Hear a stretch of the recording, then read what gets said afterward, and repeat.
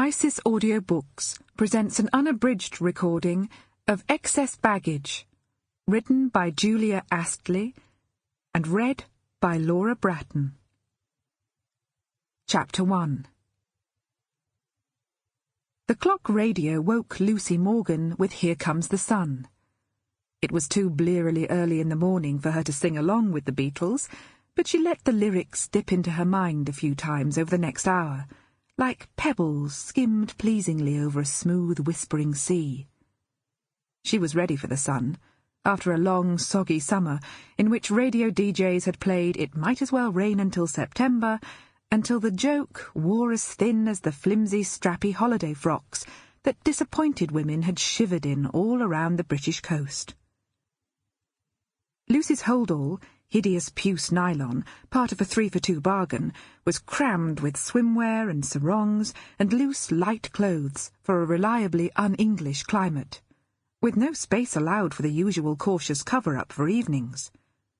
You didn't fly 3,000 miles, in economy, on a charter, and turn down 2 lucrative weeks' work, repainting Aileen Charter Todd's kitchen yet again, ocean blue being so last year, just to have to cater for a chill breeze and the possibility of showers. In her hand were keys, 2 passports, and a Sainsbury's bag full of cat food, to leave outside of Sandy's basement flat. Sandy was also custodian of her ladders and brushes, which were locked safely away in her garage.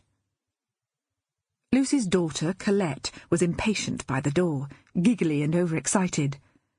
Just now she looked a lot younger than 12, much more like a very small child who doesn't yet doubt the existence of Santa Claus and good fairies. Lucy smiled at her, hoping a hint of her own disappointment didn't show in her eyes. Ross wasn't coming with them. "Passport's expired, sweetie. Sorry, should have checked," he drawled, with not even the pretence of real regret, down the phone the night before. She'd heard him slurp some wine, heard the clink of glass and the unmistakable click-clicking of high heels across his pale new Augusta oak floor in the background as he spoke. The clicking had been Lucy's replacement, presumably, checking out the lie of the land and the route to Ross's bedroom. With luck, those spiny heels would have gouged ugly pitted holes in the immaculate wood, and ever after remind him that for this he'd dumped a woman whose idea of a perfect shoe was something innocently flat, with a harmless, soft sole. "We've got to go! It's nearly 7!" Colette's fingers were clumsy as she hurriedly unfastened the safety chain, then bent to wrestle with the stiff bolt at the bottom.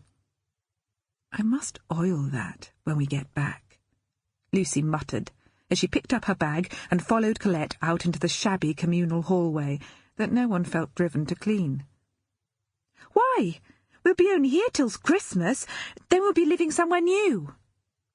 More enviable youthful innocence, Lucy thought, as she slammed the main front door behind them and sent Colette down the basement steps with the fortnight's worth of cat food for Sandy to feed to the cat. Somewhere new, at the right rent, in the right area, and the right size had yet to turn up, and the expiry date of her current lease wasn't negotiable. She'd do serious flat searching after this holiday. For now, all she had to think about was getting the 2 of them to Gatwick, and praying her rusting, resentful heap of a van wouldn't choose this drizzly early morning to spring a leak from its radiator or split a vital hose. "Why have we got this?" Colette's bag was on the pavement next to the van, and she was pointing at the big square of paper stuck to the windscreen. "Mum, it's been clamped! But we are residents!" Lucy read the notice.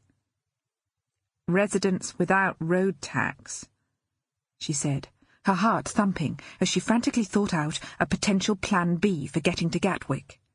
"Sod it! Bugger it! We'll have to get the train. Is that bag too heavy for you to carry as far as the station?"